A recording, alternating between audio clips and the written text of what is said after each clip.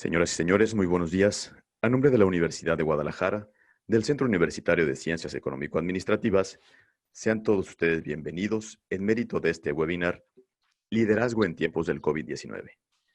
Y para dar inicio formal a este seminario, me permito nombrar a las distinguidas personalidades que nos honran con su presencia. Yolanda Martínez, representante del BID en Chile, experta en innovación y tecnología. Nos acompaña también Javier Marcet, presidente de Lead2Change, consultor en estrategia, innovación y emprendimiento corporativo.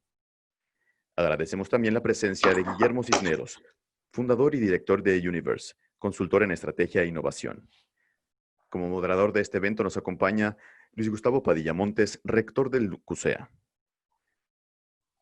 Reiteramos el saludo a todos ustedes y les mencionamos que al finalizar este seminario se leerán las preguntas e inquietudes que ustedes tengan siempre y cuando se envíen a nuestras redes sociales.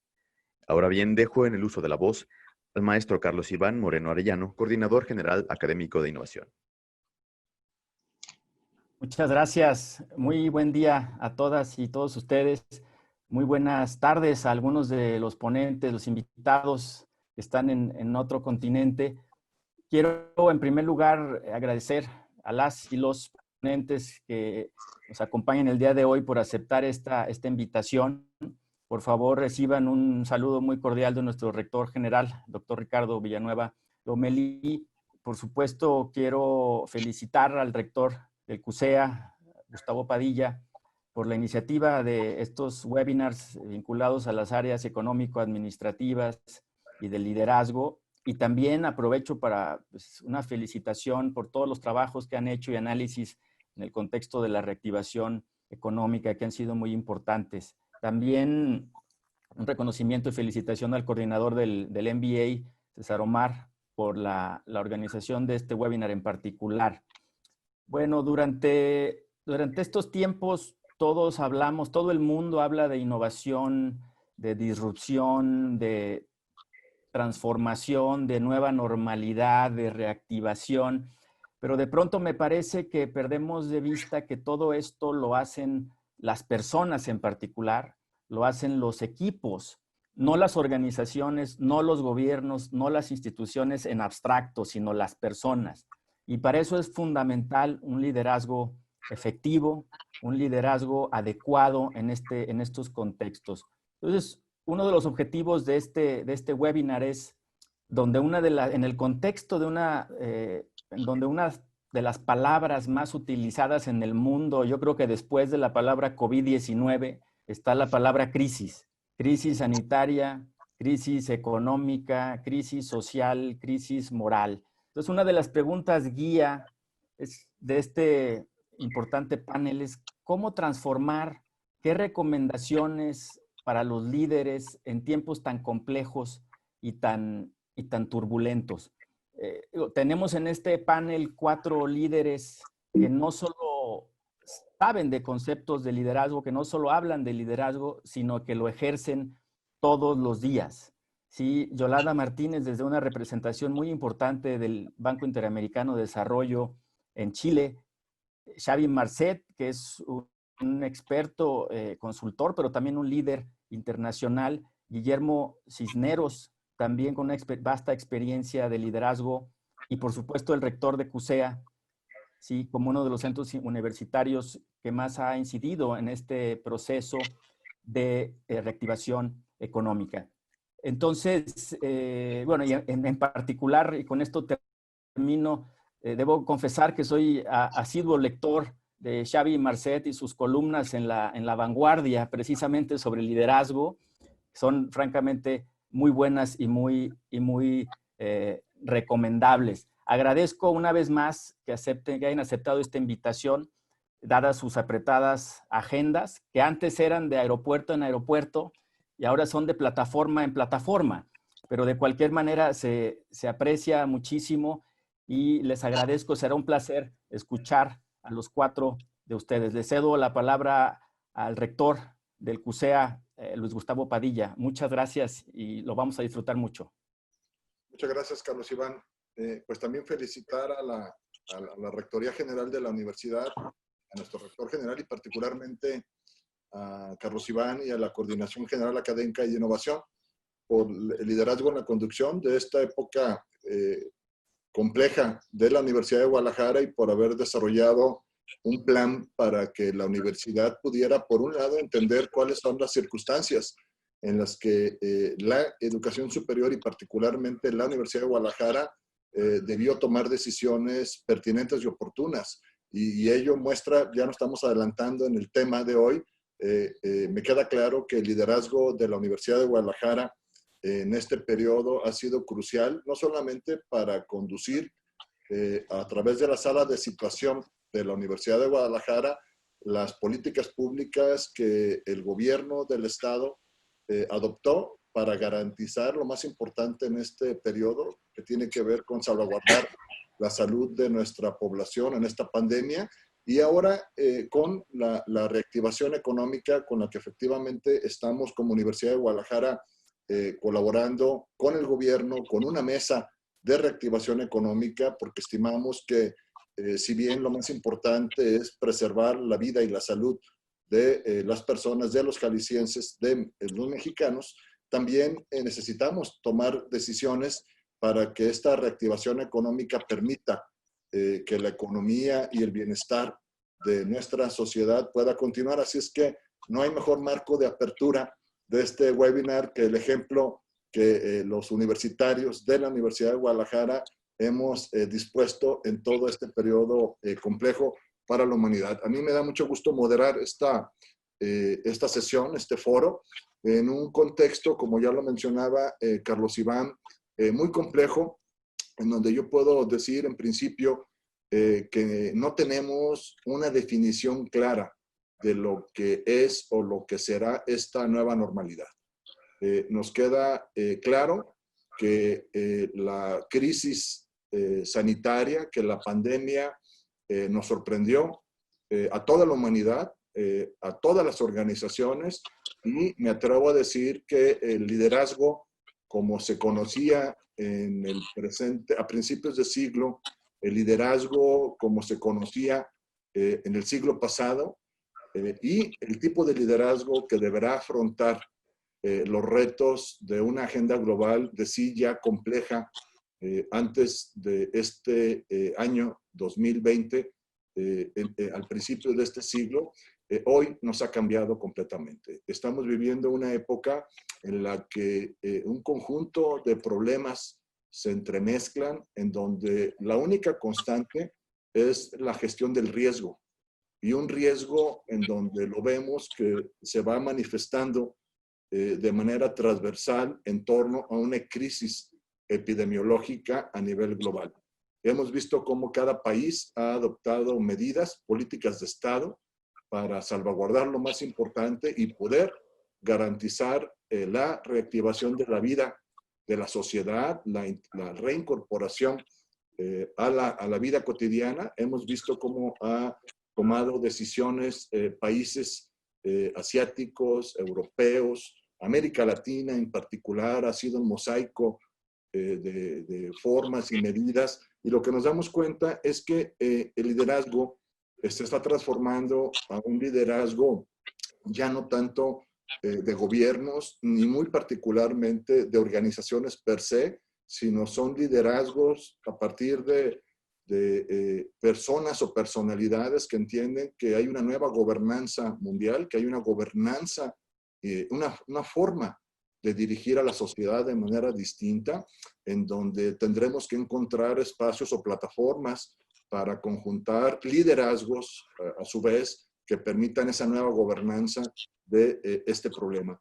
Por eso es que hoy se antoja una exposición, como ya lo comentó Carlos Iván, muy interesante, porque Yolanda Martínez, quien actualmente representa, está como representante del grupo del BIT en Chile, y que ha tenido una gran trayectoria en la generación de colaboraciones y sinergias en proyectos públicos y privados, y su último periodo en política pública para la transformación digital, que sin lugar a dudas, hoy, gracias a la tecnología, gracias a estos medios digitales, nos están permitiendo mantener la socialización, la comunicación, la información, el conocimiento, la transmisión del conocimiento y la vida de transformación de lo social a lo digital es fundamental, y por eso me da mucho gusto que en un momento dado escuchemos a la opinión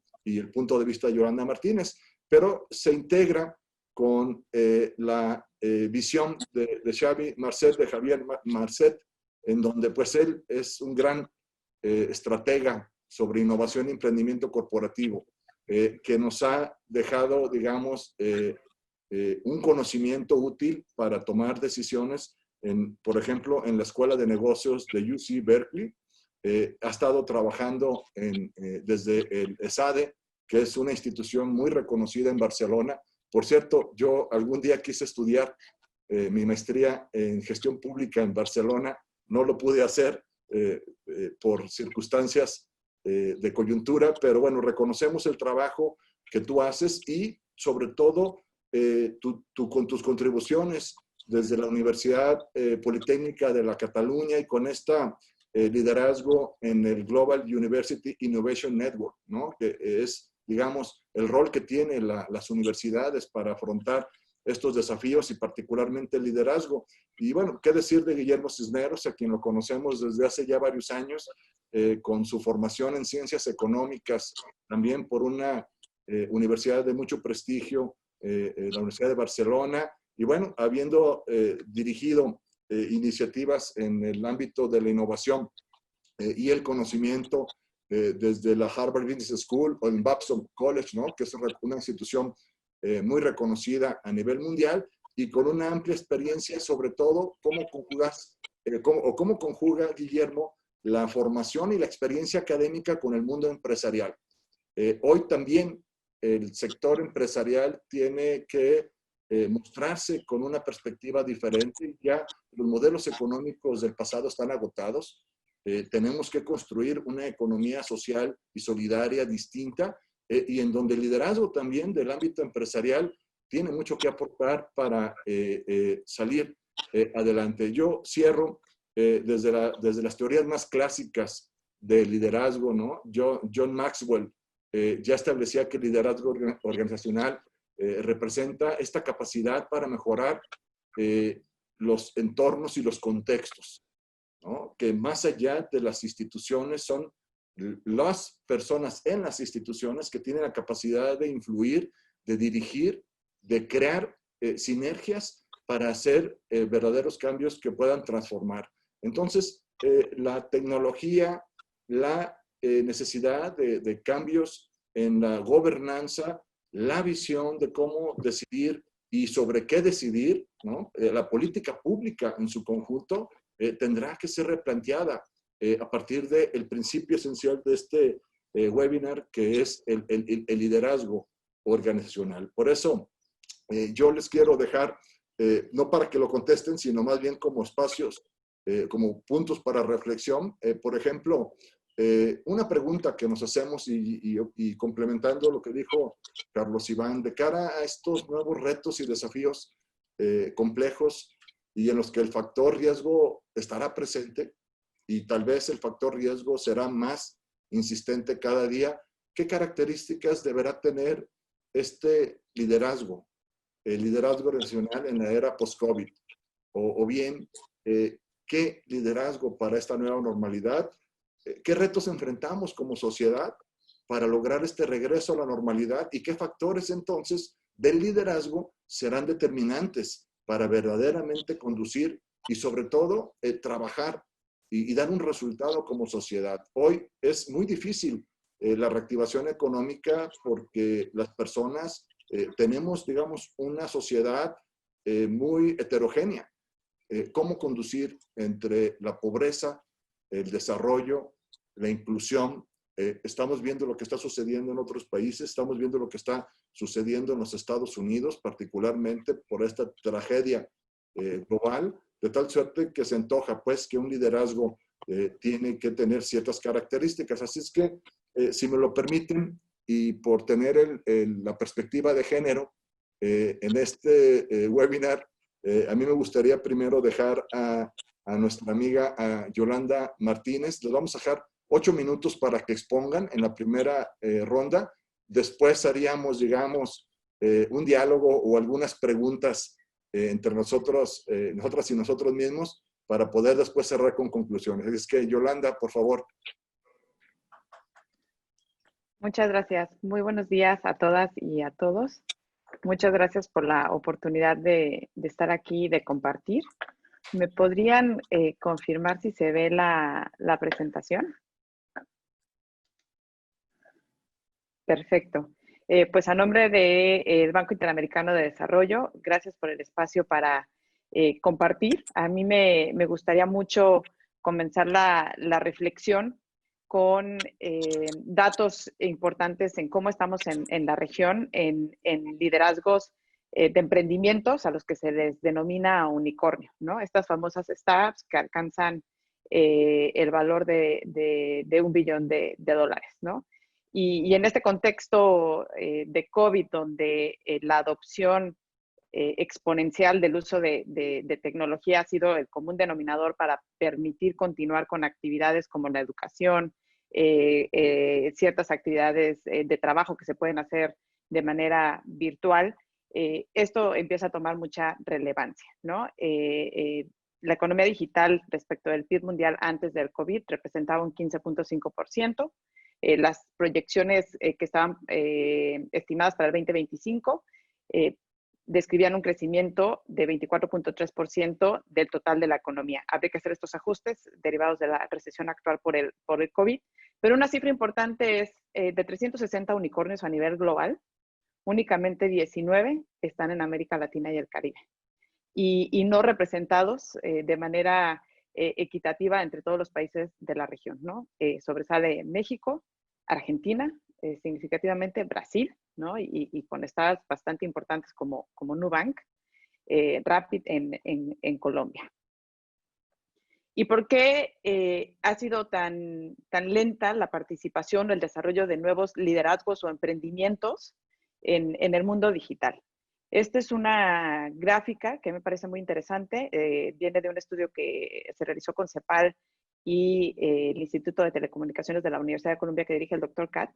Y básicamente esta gráfica representa cómo desde el 2004 al 2018 ha habido una inversión bastante importante de los países en materia de infraestructura, ¿no? Hoy la mayoría de los países en América Latina y el Caribe tienen acceso a Internet. En México el nivel de cobertura es de 80 millones de personas. En Chile es de los más altos a nivel regional. Varios de los países ya se encuentran en procesos de licitación de espectro 5G, es decir, ha habido consistentemente inversiones importantes en materia de conectividad.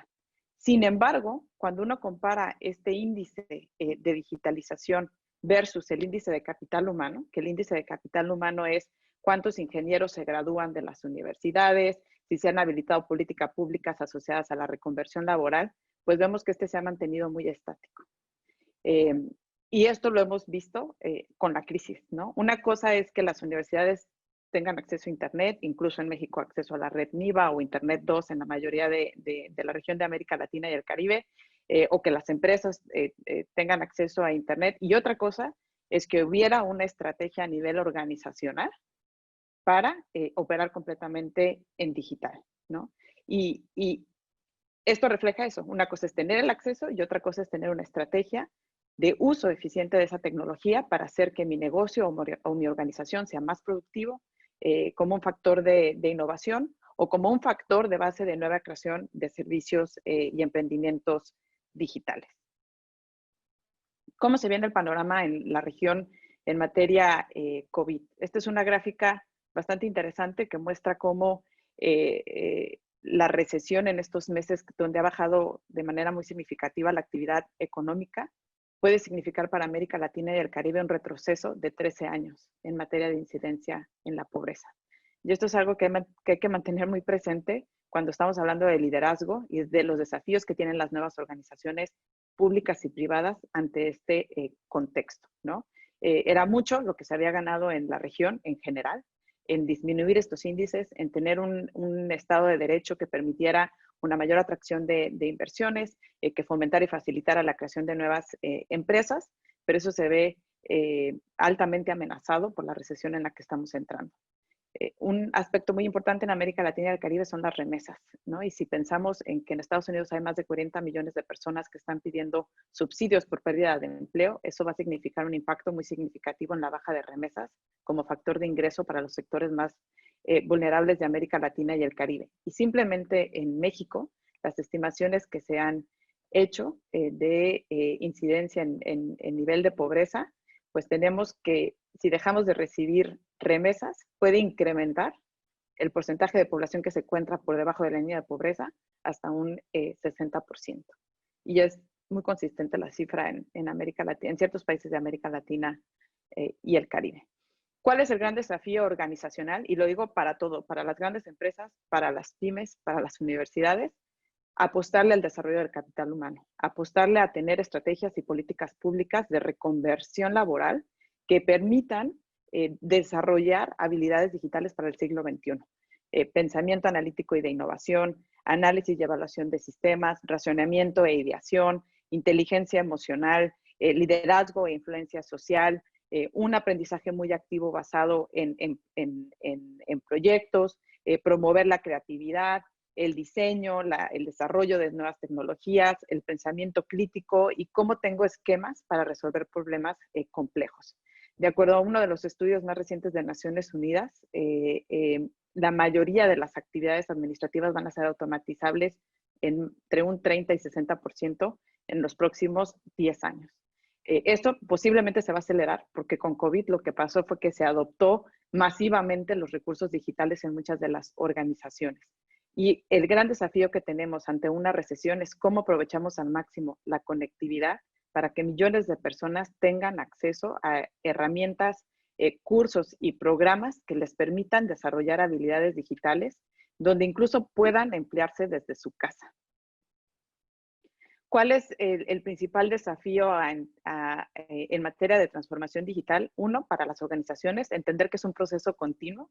Ahorita Zoom, pero mañana es otra cosa. Ahorita es aprender a vender en canales digitales como puede ser Amazon o Mercado Libre. Mañana es reinventar completamente mi negocio. Si estoy en el sector turismo, que posiblemente sea de los que más tarden en reabrirse, pues experimentar en el uso de tecnologías que permitan generar otro tipo de experiencias, como fue el caso de Helsinki, donde lograron tener más de 1 millón de personas conectadas con avatars, viviendo la experiencia de un concierto, por ejemplo, que eso se ve muy lejano de que suceda próximamente, que podamos tener 80,000 personas en el Estadio Azteca haciendo alguna actividad que permite esa cantidad de aglomeración. Involucrar a todos los agentes de la sociedad. El ejemplo de Jalisco en el trabajo colaborativo con la Universidad de Guadalajara, de análisis de datos, de diseño de política pública, el Hospital de las Pymes, son ejemplos de cómo el trabajo es colaborativo, cómo las crisis se tienen que atender de manera multisectorial, entre sector privado, sector público, sociedad civil, la responsabilidad ciudadana, la participación de todas las áreas internas de la institución. O sea, el llevar el proceso de transformación no es nada más del área de tecnologías de información, es un proceso organizacional completamente, ¿no? Donde la tecnología es solo un medio, pero implica transformar procesos, desarrollar habilidades digitales en todas las personas que están en la organización, entender e internalizar por todos los que participan en la organización que los datos son la materia prima más importante de la era digital y que el verdadero reto es el cambio cultural. Y eso incrementará nuestras capacidades como instituciones de resiliencia. Les pongo como ejemplo el banco, somos el organismo de financiación multilateral más importante para América Latina y el Caribe. Somos más de 4,000 personas distribuidas a lo largo de 26 oficinas y headquarters que se encuentra en Washington. Y a raíz de la emergencia se dispuso un capital de más de 12,000 millones de dólares para apoyar a los gobiernos en sus diferentes planes de contención de la emergencia y de reactivación económica. En un espacio normal, el diseño de una operación en el banco se llevaba 6 meses. El propio banco tuvo que aprender a disminuir significativamente este tiempo de aprobación, diseñando prototipos que atendían puntualmente las áreas más prioritarias, como es la emergencia en salud, los ajustes en materia fiscal, diferentes modelos de reactivación económica, eficiencia en el gasto, ¿no? Y pasar de un proceso que normalmente llevaba 6 meses, que involucraba viajar a muchas personas entre países para diseñar esas operaciones, a hacerlo todo completamente virtual desde el 15 de marzo y tener operaciones que se aprueban en 4 o 6 semanas máximo, ¿no? Algunos datos de cómo trabaja completamente virtual el banco desde el 15 de marzo. Tenemos más de 3.800 usuarios conectados diariamente a diferentes aplicaciones en nube, más de 2.400 reuniones virtuales en un día normal. El banco también ha permitido funcionar como plataforma para que muchos de los clientes del banco que no tienen las capacidades tecnológicas puedan aprovechar los diferentes mecanismos de conexión para realizar llamadas, y vino a romperse un paradigma, ¿no? No hay fronteras. Cuando alguien se conecta a Internet, hoy podemos estar en diferentes continentes dialogando sobre la importancia de los liderazgos internacionales gracias a que tenemos a Internet, y abre también una enorme oportunidad de cómo brindamos más impacto. Cómo el dinero que antes se invertía en tener misiones a diferentes países, ¿no? Pues hoy se utiliza para generar mayores instrumentos de financiamiento, para redefinir nuevas maneras de trabajar, para habilitar diálogos, para hacer más exponencial el impacto que tenemos como organización. Como última reflexión, me parece importante dejarles que el verdadero desafío viene cuando las organizaciones tienen que poner a disposición de sus clientes, públicos o privados, servicios digitales de forma ágil, sencilla, disponibles 24/7 desde cualquier dispositivo y lugar que tenga acceso a Internet, ¿no? Y pueden ser desde servicios de gobierno, como abrir una empresa, que hoy más que nunca para reactivar la economía, nadie se imagina una oficina llena de gente pidiendo turnos donde eso significa hacinamiento, o adultos mayores esperando a cobrar su pensión cuando son el grupo poblacional más vulnerable, ¿no? Hoy la tecnología nos ha enseñado que el valor más importante en los procesos de transformación son organizaciones que tienen equipos diversos en habilidades, en género, que centran y que tienen toda una estrategia de diseño de experiencias digitales basadas en las necesidades de los usuarios, desde servicios de gobierno, servicios de voluntariado. Me gusta mucho una iniciativa que se llama Be My Eyes, donde permiten que personas invidentes puedan, a través de una aplicación móvil, contactar a voluntarios que les leen las etiquetas cuando están en el súper o cuando están haciendo alguna actividad, ¿no? Bancos que ya existen completamente en digital, o sea que ya no existe el concepto y el costo de operación de tener sucursales, y eso nos viene a replantear cuál debe de ser la nueva forma organizacional, también en un proceso de reactivación económica que será muy duro, del que alcance los niveles de crecimiento que se venían registrando antes de la pandemia, donde los emprendedores, donde los inversionistas deberán de estar focalizando el esfuerzo en inversiones llamadas ESG, es decir, en aquellas empresas que sean socialmente con un impacto muy claro, responsables con el medio ambiente, más humanas en cómo incluimos y diseñamos servicios y experiencias digitales para todos. No olvidemos que hay un gran porcentaje de la población a nivel mundial que tiene algún tipo de discapacidad y que no pueden quedar excluidos de este tipo de revoluciones. Con esto aquí los dejo. El banco tiene muchísimas iniciativas en materia de liderazgo organizacional, en materia de política pública para el desarrollo. Los invito a que conozcan estas iniciativas con mayor detalle. El representante en México es Tomás Bermúdez, y sin duda nos encanta formar parte de este ejercicio de reflexión, donde la apuesta está a seguir generando mayores capacidades de liderazgo y de emprendimiento que permitan a la región de América Latina y el Caribe aprovechar al máximo todo lo que se puede hacer cuando se tiene acceso a Internet, y cuando ese acceso a Internet significa una mayor oportunidad de desarrollo para las personas y de productividad para los emprendimientos. Gracias. Muchas gracias, Yolanda. Nos quedamos con un desafío que en el liderazgo tiene que ver con la adopción digital. Y para esa adopción digital, un gran reto tiene que ver cómo disminuir las brechas entre quienes tengan oportunidad al uso de los recursos digitales y quienes no lo tengan. Se ha discutido mucho a lo largo de estos últimos, yo diría, 15 años en México, que el Internet es un habilitador económico, es un democratizador y es un igualador social, de tal manera que países como el nuestro tendría que, digamos, relanzar esa visión y esa estrategia digital nacional para poder aprovechar al máximo esto que tú has comentado, y sobre todo estar muy conscientes, y yo agregaría que esta política global de gobierno abierto, gobierno digital, hoy más que nunca tiene una actualidad que tendríamos que optar por ella, y sobre todo también desde el mundo económico y empresarial, todos los retos de la economía del conocimiento y particularmente la cuarta revolución industrial, ¿no? Creo que ahora, con esto que tú estás señalando, creo que es muy claro, ¿no? Que una de las alternativas, para reducir las brechas y poder recuperar económicamente a nuestras economías, pues tendríamos que tener claro esto que tú acabas de plantear y que el BID lo ha venido manejando de una manera muy consistente y pertinente. Bueno, ahora dejamos a Javier Marcet también para que nos hable desde su punto de vista sobre qué liderazgo necesita nuestra sociedad para poder salir adelante. Por favor, Javier. Pues buenas tardes y en primer lugar dar las gracias a la Universidad de Guadalajara, a la Conferencia de Rector. Muchas gracias, Carlos Iván. Muchas gracias por esta oportunidad de poder participar.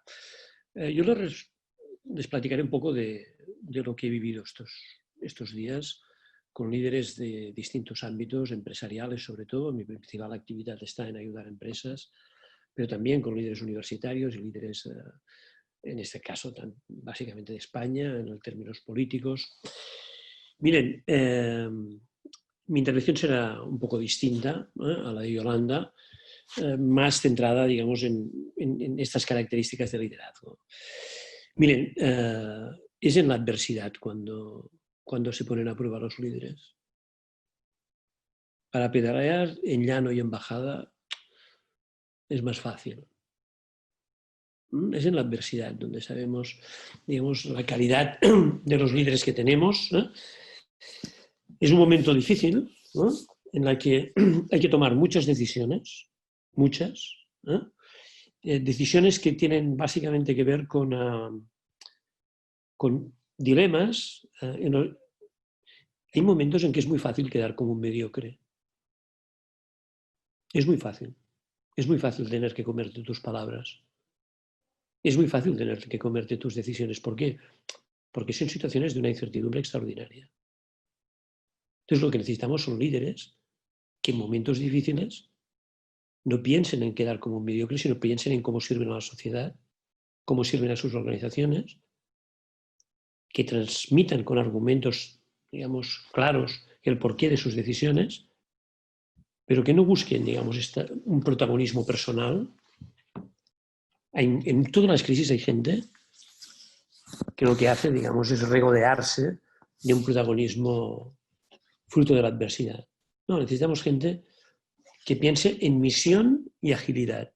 Aquella gente que ha hecho cosas importantes ha sido la gente que ha sido capaz de sumar una misión clara, salvar vidas, por ejemplo, ante la COVID, o salvar la economía, o generar una dinámica de una universidad que pueda continuar, digamos, con sus actividades principales, y lo han hecho con agilidad. Y creo que es una de las lecciones. Digamos, esta capacidad de sumar misión y agilidad, de sumar propósito y comunidad, ha sido muy importante. Al principio, en las empresas, trabajábamos mucho, digamos, con gente que tenía que tomar decisiones muy rápidas, con un triángulo que era un triángulo de personas, tesorería y clientes. Las personas son las que nos permitirán crear valor también después de la crisis, las personas nuestras, las que tenemos en nuestra comunidad. La tesorería son los respiradores de las empresas. Las empresas no mueren porque tengan 2 años que den malos resultados, mueren cuando no tienen tesorería. Y 3, los clientes, porque finalmente las empresas van a ser viables no porque los gobiernos les den subvenciones o no porque los gobiernos les dejen créditos. Esto es parte del aparato de respiración. Las empresas son, digamos, viables o no, precisamente gracias a los clientes. Entonces, durante este tiempo ha sido, francamente, muy interesante ver, digamos, la consistencia de los líderes, cómo reaccionaban y cómo no aparecían como gente solos ante el peligro, que algunos líderes políticos han tenido esa tentación, ¿no? Sino como aparecían como gente que sobre todo es capaz de dinamizar equipos, de empoderarlos, de dar más autonomía, de dar más responsabilidad, sin renunciar, digamos, siempre a la responsabilidad de aquel que tiene digamos, el encargo directivo, creando perímetros de confianza. Y esto ha sido especialmente importante cuando hemos estado practicando el teletrabajo. Mirad, el teletrabajo es muy antiguo. Que todos hayamos ido a casa, digamos, a trabajar, no es tan distinto de lo que yo hago constantemente desde hace muchos años, porque como Guillermo, como muchos otros, nos pasamos el día viajando.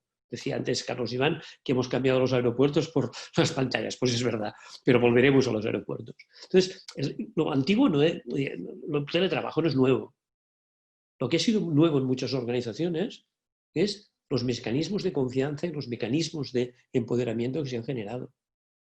¿Y ahora qué vamos a hacer cuando termine todo esto? Lo que nos toca no es volver, digamos, a la situación de partida.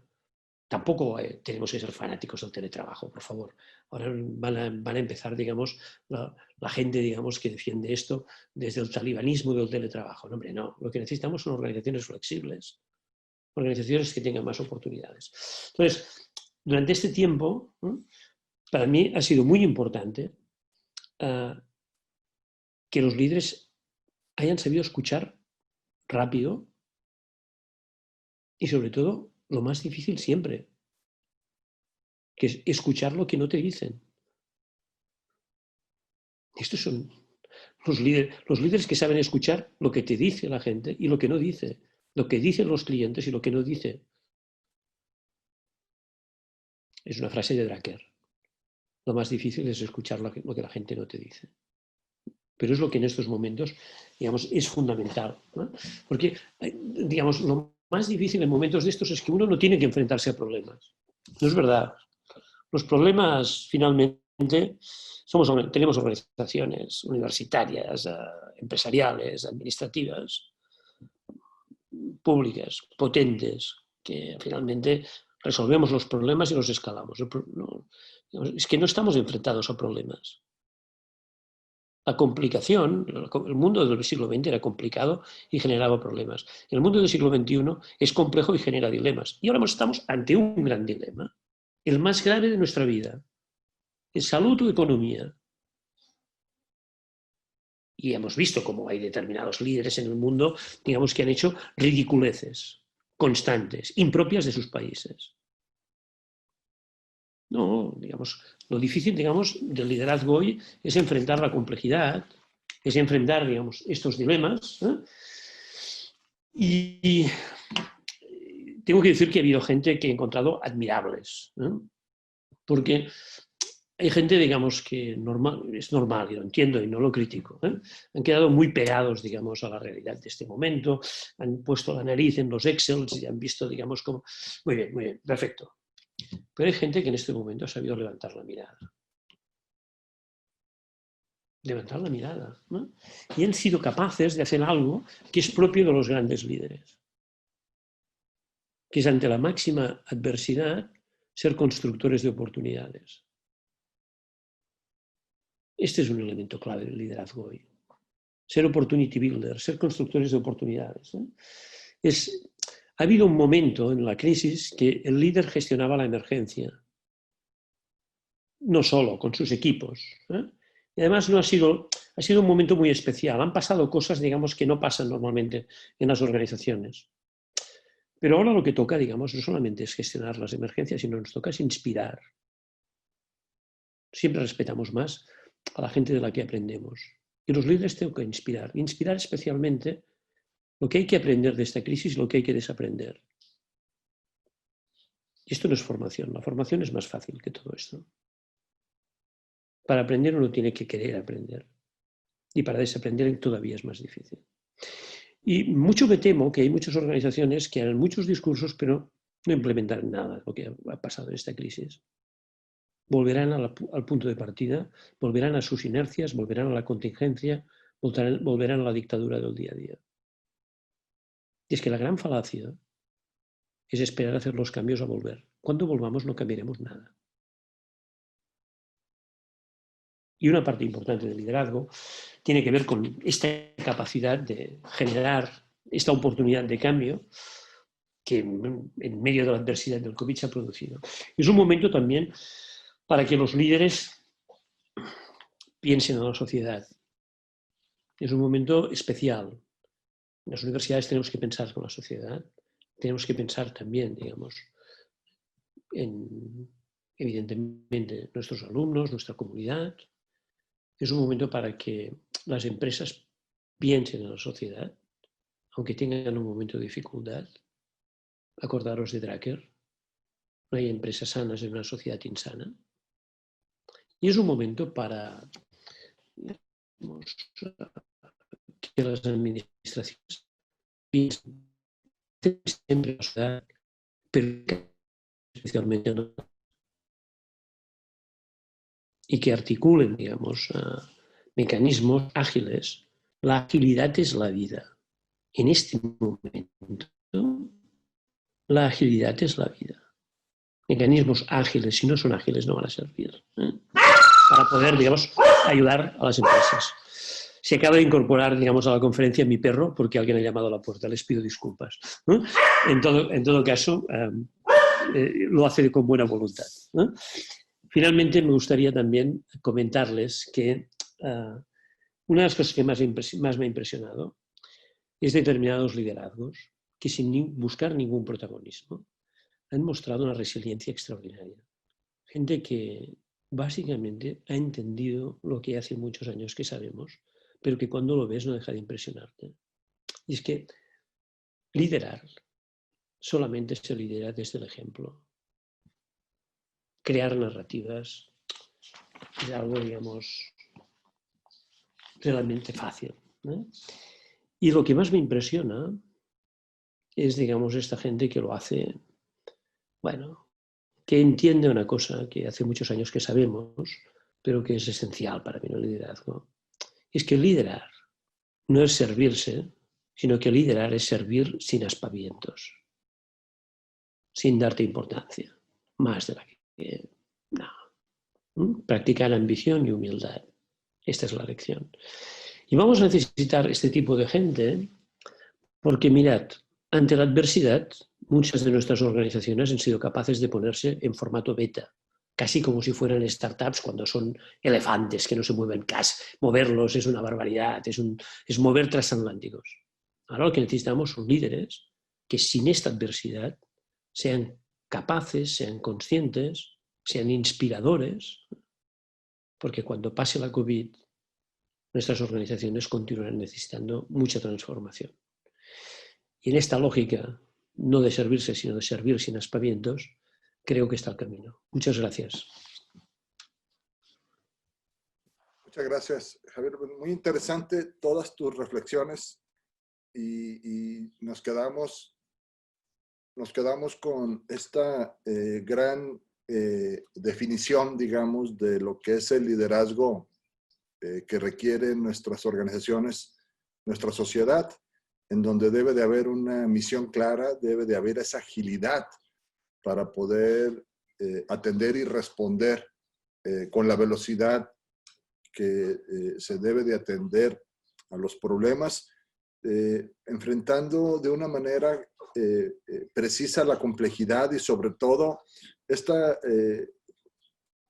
forma de adaptar en el que tendremos que aprender a desaprender más rápido y aprender entonces lo que pueda ser útil para pensar o repensarnos desde las esferas pública, privada, en el centro, que en este caso es nuestra sociedad, y sobre todo esta capacidad de tener un liderazgo resiliente, ¿no? Capaz de poder amortiguar incluso la presión de quienes no pueden hoy tejer un camino claro hacia el futuro, en donde el liderazgo es un liderazgo adaptativo, un liderazgo que crea valor público para la sociedad. Creo que el valor público ahora es encontrar cuál es el valor público o a qué le va a dar valor nuestra sociedad, y eso tiene que ver con escuchar. Es un tiempo en el que nos tenemos que escuchar para poder caminar y reconstruir a una sociedad con mucha complejidad. Así que muchas gracias. Y bueno, ahora nos vamos a Guillermo Cisneros. Guillermo, por favor.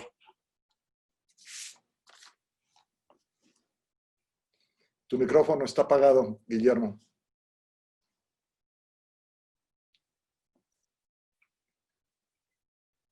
Micrófono apagado, Guillermo. Tienes que prenderlo. ¿Ya? Listo. Perfecto, estupendo, muchas gracias. Pues nada, encantado de estar con todos ustedes hoy. Voy a complementar algunas de las cosas que tanto Yolanda como Xavi han comentado e intentaré no ser redundante, aunque habrá puntos de coincidencia necesariamente. Evidentemente nos enfrentamos a una crisis sanitaria, social, económica, como os ha comentado, pues sin precedentes, desconocida, imprevista, pero también un contexto que la crisis va a ser la nueva constante, porque al final la crisis es cambio. Y el cambio va a ser es la nueva constante. Lo que nos encontramos es una crisis tan masiva que todo esto se refleja en todos los aspectos de la sociedad, económicos, sociales, sanitarios, con fuertes dilemas. Y al final también lo que hacen es generar dos aspectos positivos, buscando siempre el aspecto positivo. Primero, nos obliga a transformar, como dice Xavier, de una forma mucho más ágil y rápida, cosas que debían pasar pero no estaban pasando y que posiblemente pues, van a pasar de una forma más rápida y nos obligan a esa capacidad de cambio que posiblemente estábamos retrasando. Y también va a ser una oportunidad de crear y descubrir líderes, los líderes que necesitamos, ¿no? Hay un estudio, que es el estudio realizado por Pricewaterhouse sobre crisis, analizando 4.500 crisis organizativas. Bueno, al final su reflexión es muy simple, es decir, es ser capaces, lo que llama crisis preparedness, es decir, tener la capacidad de estar preparados ante las crisis, es la nueva ventaja competitiva. Y es la nueva ventaja competitiva de las organizaciones. Y la situación en la que estamos pues va a ser una prueba de ello, ¿no? Y además la crisis es el momento de liderazgo. Yo no quiero hacer ahora tampoco muchas teorías de liderazgo, pero sí que voy a compartir algunas ideas de, bueno, pues porque me ha tocado liderar organizaciones educativas, me ha tocado también formar y preparar líderes, y reflexionar sobre este tema desde la práctica y desde la observación de otros, ¿no? Y bueno, ¿cuál es uno de los principales efectos de una crisis de este tipo? Es la generación de incertidumbre. Al final, la incertidumbre es la falta de seguridad, la falta de confianza en lo que va a pasar, no sabemos dónde estará. El problema no es la crisis sanitaria, sino la incertidumbre a la que nos enfrentamos con esta crisis sanitaria, que no sabemos todavía cómo podemos gestionar. Hay enfermedades que están causando muchos más muertos en el mundo, pero esta no la sabemos gestionar, esta nos genera incertidumbre, esta no tenemos control. La naturaleza humana busca seguridad, busca certidumbre, la falta de control es la base del miedo y esto nos afecta como personas, nos afecta como organizaciones, porque al final el rendimiento organizativo se deteriora siempre en momentos de incertidumbre. Y por lo tanto, al final es cómo gestionamos esas altas incertidumbres, cómo gestionamos estos procesos, ¿no? Y aunque hay muchas teorías sobre el liderazgo y no quiero yo teorizar, pero sí quiero hacer unas reflexiones, siempre a mí la frase que me gusta más es que el líder, tú cuando ves a un líder lo reconoces y sabes que es un líder, no hace falta que te defina mucho, ¿no? Pero sí que creo que un líder es sobre todo, en esencia, es un gestor de incertidumbres. Para gestionar las seguridades hay mucha gente. Y hay una naturaleza humana en la cual nos sentimos cómodos en la certidumbre, en la seguridad. Saber lo que tenemos que hacer, cuándo lo tenemos que hacer y saber qué resultado va a dar. La incertidumbre es la mayor incomodidad a la que nos enfrentamos, el mayor miedo. Y los líderes son gestores de incertidumbres, que no son gestores de riesgos. O sea, normalmente los gestores son... la función gerencial muchas veces es la gestión del riesgo. Que no pase nada. Que no nos equivoquemos. El gestor de incertidumbres, que es el líder, es afrontarse a lo desconocido, a lo que no sabemos lo que pasará y además donde nos podemos equivocar con mucha seguridad o tenemos altas probabilidades. Por lo tanto, un líder al final es un gestor de incertidumbres y sobre todo un generador de seguridades. Cuando tú ejerces una función de liderazgo, te enfrentas, te expones a la incertidumbre y proteges a los demás de esa incertidumbre. Generas confianza, generas seguridad. Y ese es el tipo de liderazgo que necesitamos. Y para eso hay que hacer... ¿Qué necesita un líder para generar esa seguridad, confianza y lidiar con la incertidumbre? Bueno, la primera es definir rumbos. Al final, cuando sabemos dónde vamos a llegar o cuál es nuestro objetivo, esto nos da a todos mucha tranquilidad.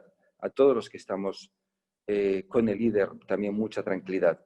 Y es el líder el que fija rumbos, o fija rumbos con la gente, pero al final, como dice Leonardo da Vinci, elige tu rumbo a una estrella y podrás navegar a través de cualquier tormenta. O también la frase, es decir, cuando sabes a qué puerto llegar, todos los vientos son favorables. Pero lo primero que tiene que hacer un líder es fijar ese rumbo, ese objetivo, qué es lo que queremos conseguir para generar esa tranquilidad.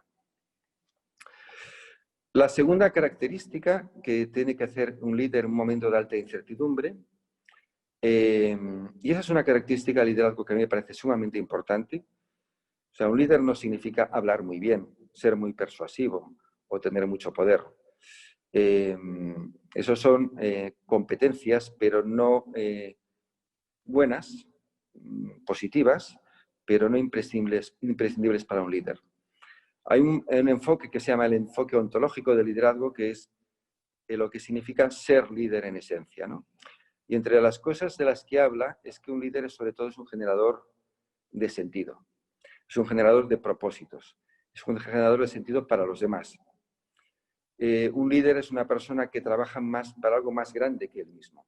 La diferencia entre un jefe y un líder es muy sencilla. Un jefe, cuando tú trabajas un jefe, sabes que trabajas para él, y cuando trabajas para un líder, sabes que trabajas para algo más grande que él y que todos juntos. Y esa generación de propósito es una necesidad humana. Sin ella nos sentimos perdidos. Supongo que todos conocen la obra de Viktor Frankl, El hombre en busca de sentido, en la cual, bueno, pues él, a partir de su experiencia en los campos de concentración, desarrolla un nuevo enfoque psicológico que se llama de psicoterapia, la logoterapia. Pero al final, la necesidad de sentido es algo que las organizaciones necesitan, las personas necesitan y da un propósito y nos permite afrontar la incertidumbre de una manera distinta. ¿Qué somos? ¿Quiénes somos? ¿Para qué estamos? El para qué.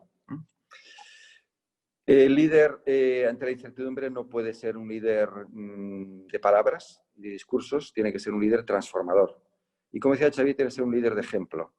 Tiene que ser un líder que se arremanga y vamos a hacer no bonitas palabras, sino vamos de manera ágil, como decía Xavi, de manera aprovechando la tecnología con todas las posibilidades que Yolanda nos comentaba, pero vamos a transformar la realidad.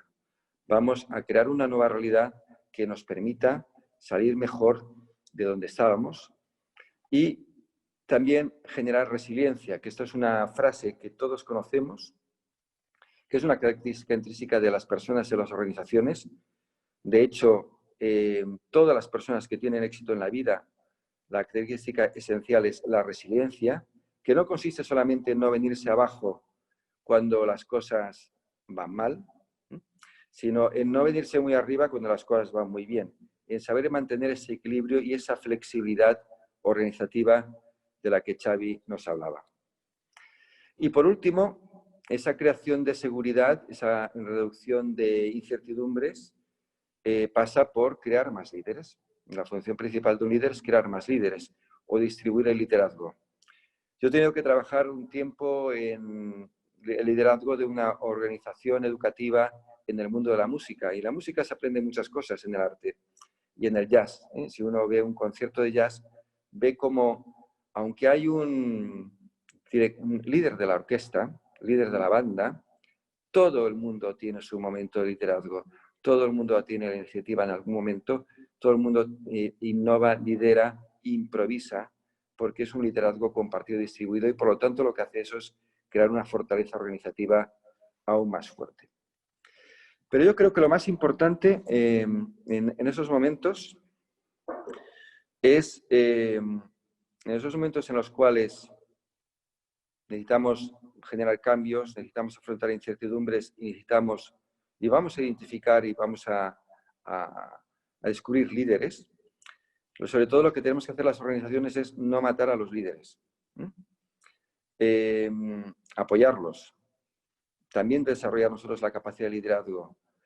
Estamos muy acostumbrados, y esto no hago más que observar, por los comportamientos sociales, ¿no? Es decir, no instalarnos en la crítica de lo que se hace. El líder está asumiendo una responsabilidad muy importante, y es asumir esa incertidumbre tomando decisiones de una manera ágil, flexible, asumiendo riesgos, asumiendo el riesgo del error.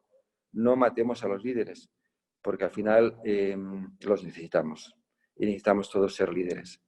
Y nosotros como instituciones educativas tenemos una altísima responsabilidad, primero porque nos enfrentamos a una necesidad de cambio insospechada, acelerada. Instituciones que somos tradicionalmente muy conservadoras, donde nos cuesta mucho asumir las transformaciones, donde la certidumbre es nuestro paradigma. Pero en cambio nuestro trabajo es, además, crear líderes. Va a ser crear los futuros gestores de incertidumbres. Por lo tanto, nuestro reto como instituciones es doblemente importante. Ser capaces de transformarnos y adaptarnos de una manera rápida, mostrando liderazgo, siendo ejemplo de liderazgo para la sociedad y siendo de esa manera capaces de multiplicar el liderazgo que se necesita. Y estas son las reflexiones que quería compartir y muchísimas gracias. Pues gracias, Guillermo.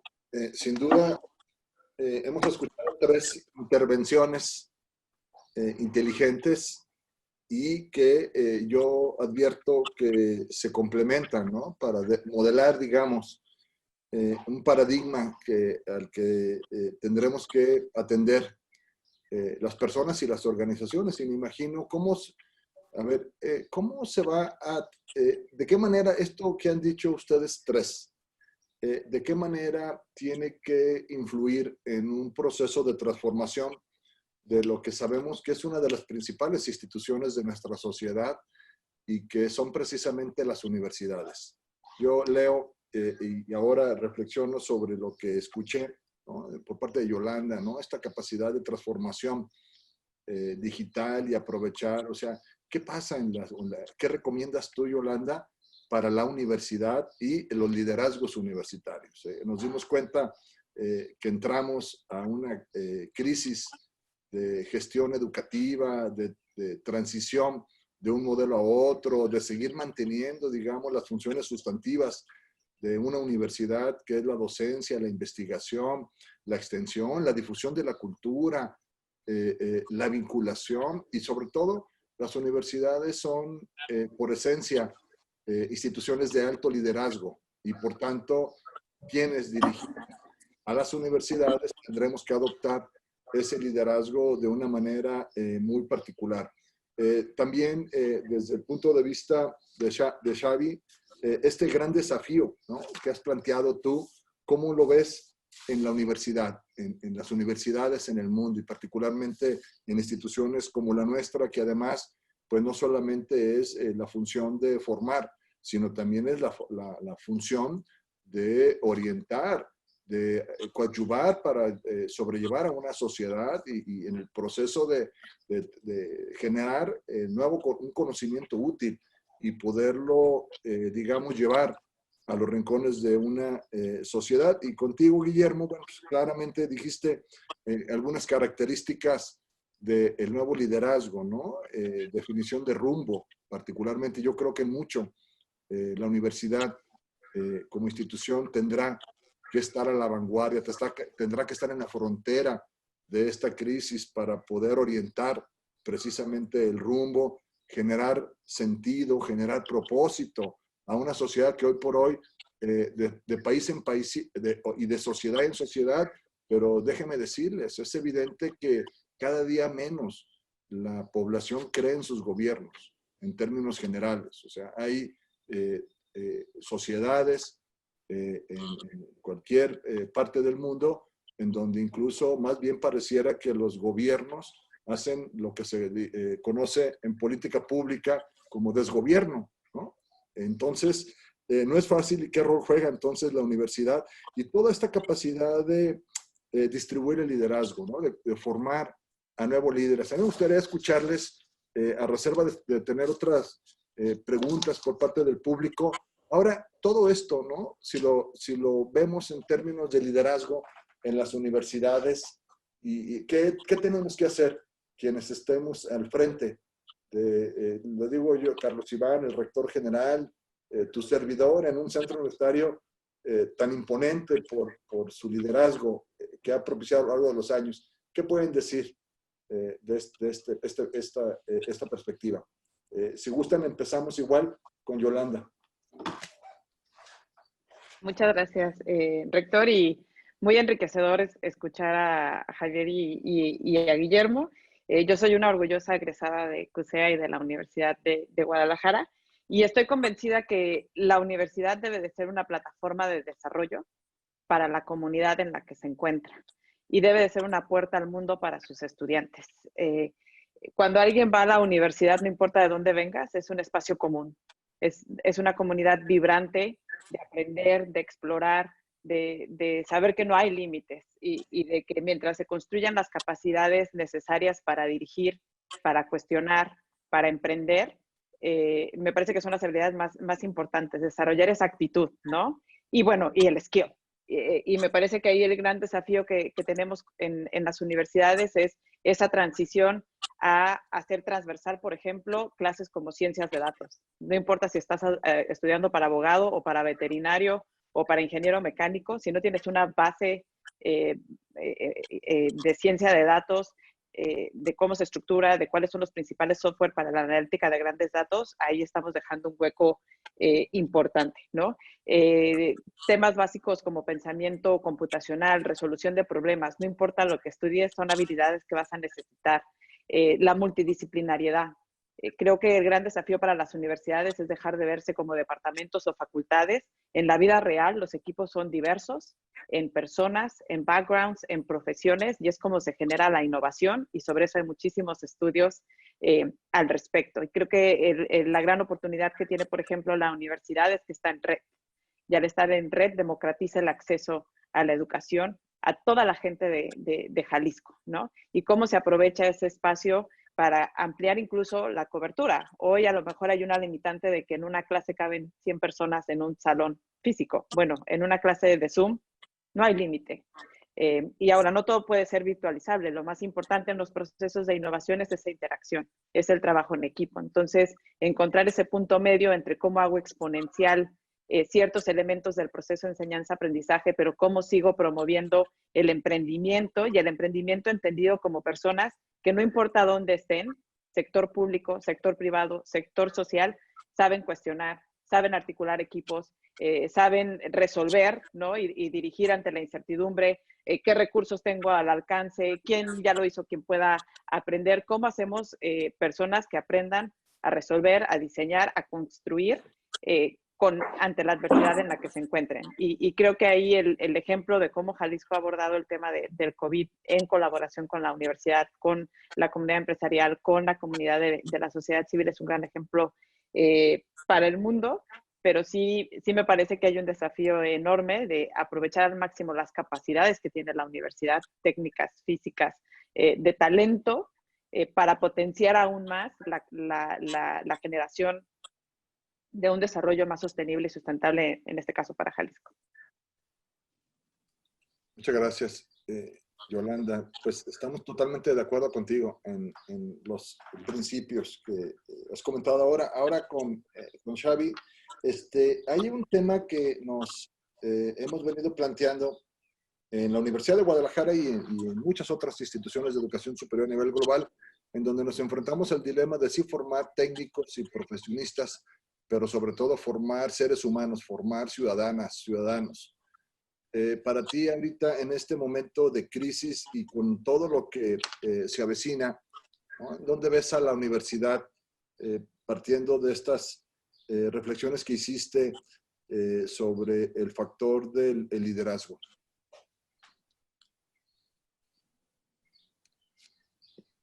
Muchas gracias, rector.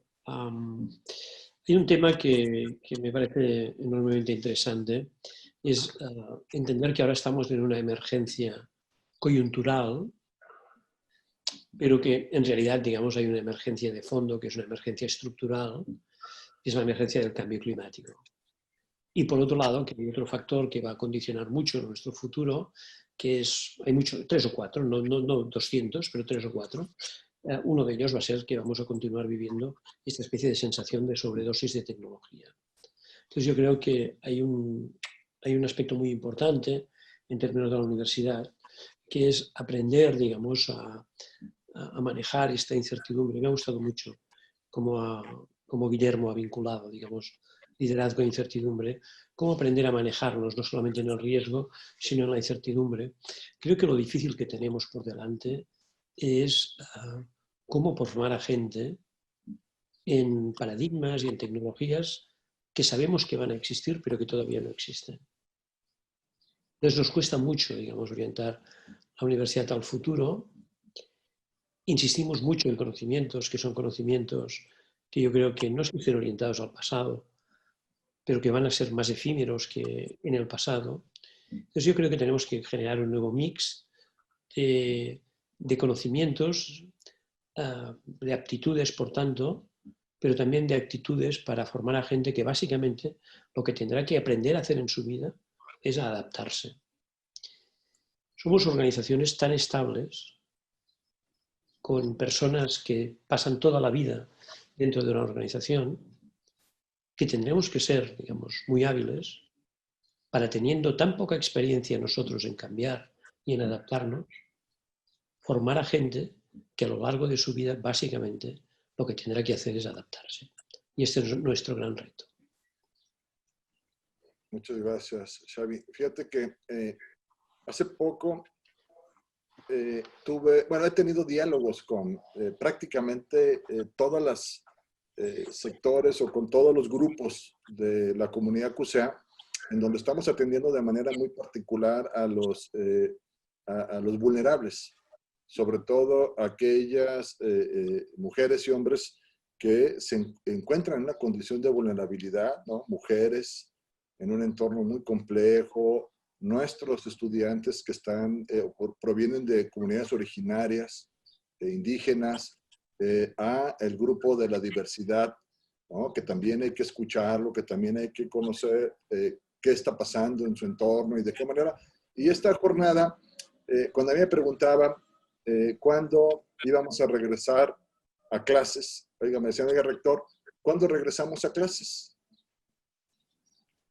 Y lo primero que yo dije, espero que nunca regresemos a las clases como solíamos tenerlas. Esa fue mi respuesta, ¿no? O sea, porque verdaderamente estoy convencido que este momento nos va a probar a las instituciones y a las personas. Entonces, cuando yo respondí, espero que nunca, me refería a que no podemos regresar a un aula con 40 estudiantes, en donde un docente se pone enfrente, en donde lo que estamos, no voy a alargar mucho esta conversación porque ustedes son expertos en esta materia, pero sí nos quedamos con el sabor por esta charla en que tendremos que tener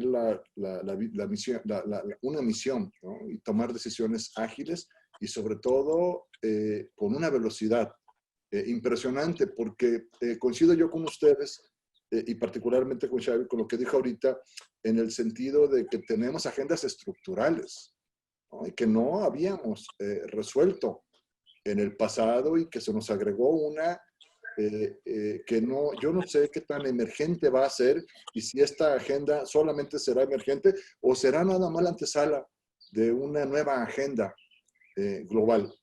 De tal suerte que ahora más que nunca tenemos que atender con mucha sensibilidad. Yo percibo que empieza a haber un cansancio en nuestra sociedad por el confinamiento, y también veo que la nueva normalidad o el retorno no tiene las condiciones de certeza.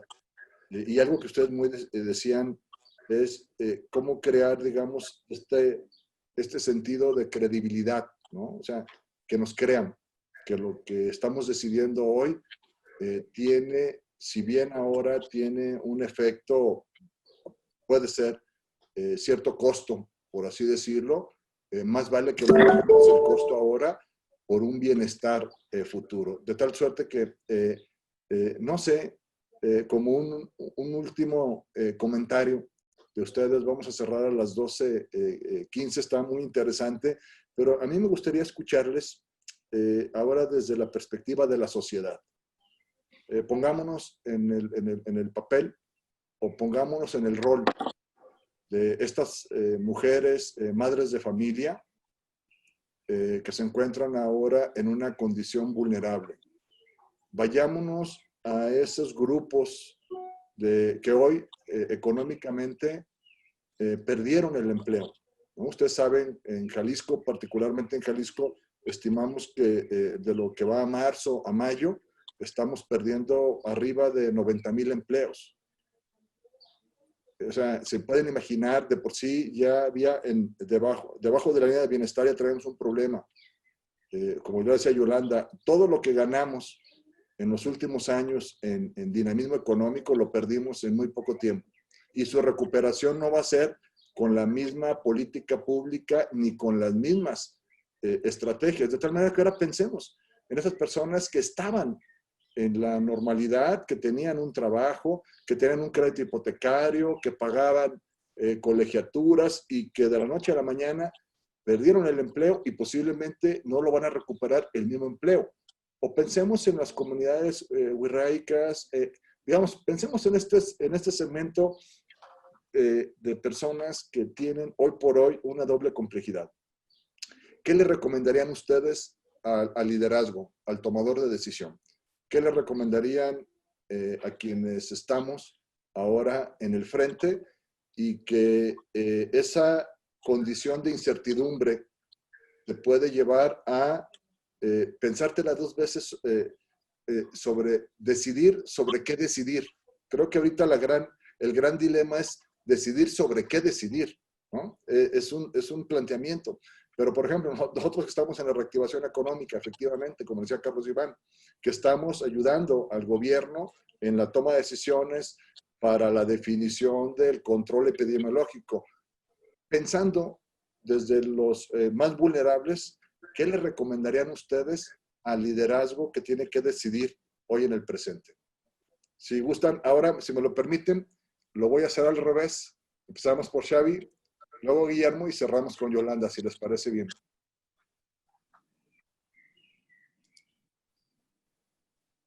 Muy breve, para dejar espacio, digamos, a Guillermo y a Yolanda.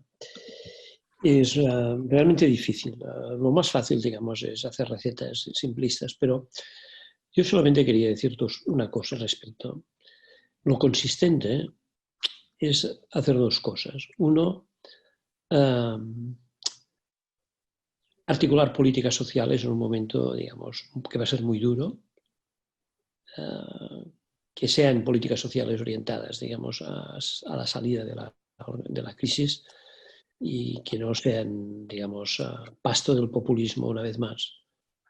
Y en segundo lugar, digamos, hacer una reflexión también, y es que de estas crisis se sale en parte también individualmente. No quiero hacer este discurso porque va a ser tan neoliberal que me voy a crucificar yo mismo, sin insistir en la otra parte, digamos, de las políticas públicas. Pero hay algo, digamos, que no tenemos. Tenemos que intentar también trasladar, ayudar mucho a la gente, digamos, que tiene menos oportunidades, pero también, digamos, es un momento, digamos, para adaptarse y para esforzarse. Y es un error cuando hacemos determinadas, digamos, reflexiones en las que aislamos este esfuerzo de adaptación, ese esfuerzo de transformación de las personas concretas. Pues sí, va a ser un momento en el que, digamos, no solamente los estados van a tener que poner mucho de su parte para salir, sino también las personas, ¿no? Y lo digo con la reflexión rector que hacía antes, ¿no? Que en lo que esté en nuestra mano, cuando generemos estas dinámicas con nuestros estudiantes, nuestros alumnos, pues insistir mucho en esto, que cuando hablamos de sentido emprendedor no solamente hablamos de crear empresas y de crear cosas que la sociedad necesita, sino también, digamos, hablamos de esta necesidad en momentos de adversidad, ¿no? De que cada uno ponga de su parte además, lógicamente, de poder participar de políticas de reequilibrio que sean justas. Esto es lo que se me ocurre, rector. Muchas gracias. Guillermo. Sí, yo al hilo de lo que comentaba Xavi, que cada uno ponga de su parte, y creo que es esencial, bueno, y lo que comentaba usted, rector, decir, a ver, hay que enfrentarse a decidir sobre qué hay que decidir, pero la única opción que no tenemos es no decidir. O sea, que en todo caso a unos tocará decidir y a otros tocará asumir, pero sobre todo el líder tendrá que decidir. Yo, más allá de lo que es la política social y ese concepto de Xavi de que eso es un esfuerzo colectivo y que cada uno le toca hacerlo, yo creo que también nos estamos dando cuenta es que las personas son capaces de hacer cosas que no pensábamos que eran posibles. Estoy viendo a profesores que están abrazando la formación online cuando habían sido resistentes y le están viendo y están siendo capaces de adaptarse a unas velocidades espectaculares, ¿no? Y, o sea, nos va a obligar a provocarnos un cambio a todos. Y tenemos que ser capaces también de confiar en la capacidad de las personas de adaptarse a ese cambio. También como líderes tenemos que confiar en esas capacidades, ¿no? Los estudiantes están asumiendo esto con responsabilidad, están entendiendo incluso que a lo mejor reciben una formación mejor en un modelo más híbrido y que están pedagógicamente más soportados. Y bueno, pues creo que no solamente generar confianza, sino también confiar en esa capacidad de las personas de cambiar y adaptarse a una situación en la cual socialmente tendremos que pues aplicar muchos esfuerzos, porque hay muchas personas perjudicadas, pero con la confianza de que si lo hacemos entre todos, pues saldremos adelante. Gracias. Yolanda. Me quedo con varias reflexiones y creo que a nivel social la más importante es la empatía y cómo aprovechamos la innovación digital para la inclusión. Y cómo en esta etapa de crisis y de contracción las organizaciones se reinventan y se vuelven más ágiles, que me gustó mucho ese concepto tanto de Guillermo como de Xavi, en el sentido de que hoy la universidad puede hacer mucho, puede desarrollar bootcamps de 4 o 5 semanas, enfocarse en desarrollar esas habilidades en las zonas más vulnerables donde sabemos que se ha perdido más empleo, juntarse con la industria. Y hoy, si por algo es demanda, es por talento con habilidades digitales básicas. Si alguien se mete a la página de cualquier emprendimiento digital, lo que más están reclutando son diseñadores UX, testers de aplicaciones, cientistas de datos, y para eso no tienen que ir la persona a la universidad a ganar un grado de ingeniería 5 años. Necesita habilidades básicas en los lenguajes de programación que ahorita más están usando los emprendimientos. Y esas habilidades básicas se pueden aprender desde casa. Pero hay que diseñar esa estrategia de democratizar el acceso a esas habilidades y me parece que ahí es donde esa agilidad, por ejemplo, de las instituciones educativas puede ser un gran detonador de desarrollo y de democratizar el conocimiento en tiempos de crisis. Y todo eso puede pasar mientras la gente está confinada, ¿no? Pueden aprender cosas, pueden aplicar a trabajos, pero tiene que ser un ejercicio muy coordinado. La inclusión digital es indispensable, sobre todo en personas adultos mayores. Pueden tener la pensión en línea, pero si nadie se toma el tiempo de enseñarles a lo importante que es cuidar su password, a dar retroalimentación a quien diseña aplicaciones de que los adultos mayores necesitan números más grandes, de que son más lentos en su motricidad.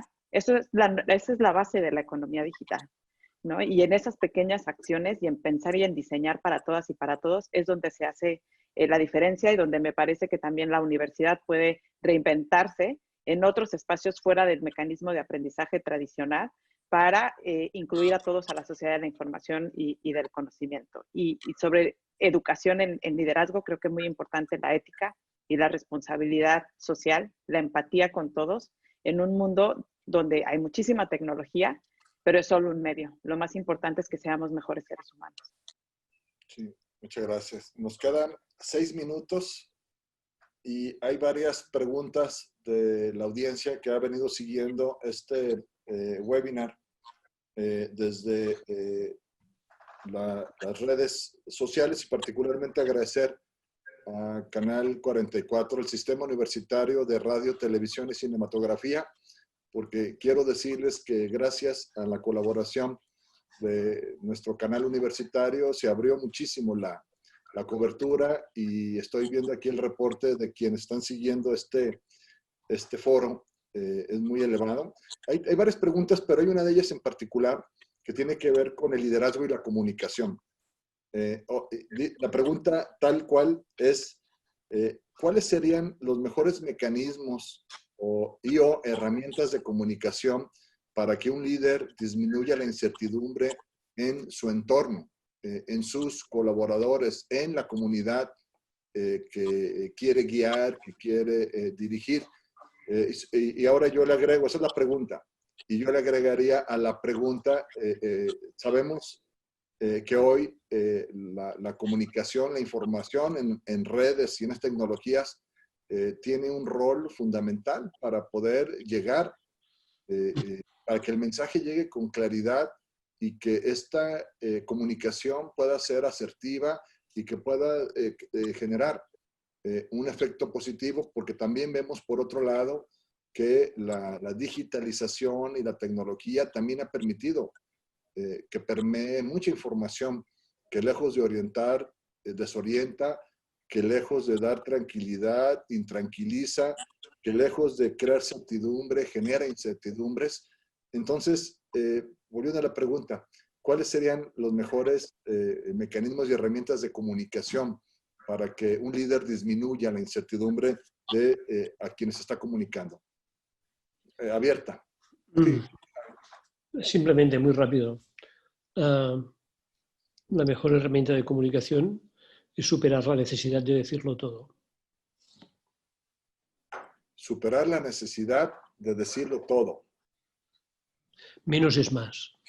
Menos es más. O sea, es claridad, capacidad de síntesis, digamos, empatía directa para poder llegar. Ok. Muchas gracias. Sí, yo quisiera añadir una idea. ¿Perdón? Adelante. Adelante, Guillermo. Sí, añadir una idea muy corta también, y abundando algo que ha dicho Xavi antes, y también reforzando decir, bueno, comunicar bien no es comunicar más, es comunicar mejor, mucho más claro, pero sobre todo también es escuchar. Vuelvo a la idea de si nosotros no sabemos escuchar, no podremos comunicar, no sabemos lo que la gente necesita realmente escuchar, no sabemos lo que necesitamos saber. ¿Cuántos cursos hay de comunicación? Pues seguro que tenemos muchísimos. ¿Cuántos cursos hay de saber escuchar? Casi ninguno. Es la asignatura pendiente para poder comunicar bien. Gracias. Yolanda, querías comentar algo también, ¿verdad? Sí, comparto plenamente la importancia de escuchar, ¿no? Y de entender las necesidades de las personas a las cuales estamos comunicando. Y agregaría una frase que a mí me gusta mucho, que en inglés se llama walk the talk, ¿no? Y es, hay que hablar con el ejemplo, hay que ser congruentes entre lo que decimos y lo que hacemos, pero sobre todo se dice más cuando se hace y cuando se muestran los resultados de ese hacer y cuando ese hacer responde a las necesidades de las personas que queremos servir. Muy bien. Muchísimas gracias. Hay otra, tenemos 2 minutos. Yo creo que para quien quiera contestarla y prácticamente poder cerrar. Liderazgo organizacional. Desde su punto de vista, las organizaciones hoy, y sé que es difícil contestar, no sé, ¿creen ustedes que lo que está sucediendo a nivel país, ¿no? La conducción del liderazgo para llevar a México en este proceso de cambio, ¿harían ustedes alguna recomendación en particular?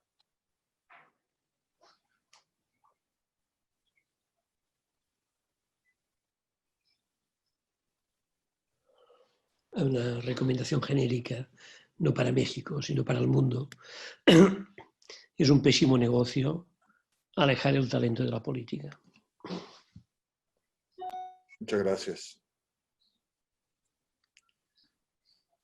A mí me parece una reflexión importante la corresponsabilidad, ¿no? Atender una crisis como la que estamos viviendo no es responsabilidad nada más del gobierno, de las universidades o del sector privado. La responsabilidad es de todos como humanidad. Y en la medida en que a nivel multiactor haya espacios de diálogo, de debatir, de analizar cuál es la evidencia que se tiene para ir tomando las decisiones, es como también se va creando más certidumbre. Cuando todas y todos formamos parte de la estrategia de solución, cuando todas y todos se dialoga en un espacio donde se puede decir, oye, nos equivocamos y está bien y se vale equivocarse, ¿no? Pero en ese espacio abierto de diálogo, de poder llevar una crisis de manera consensuada, multiactor.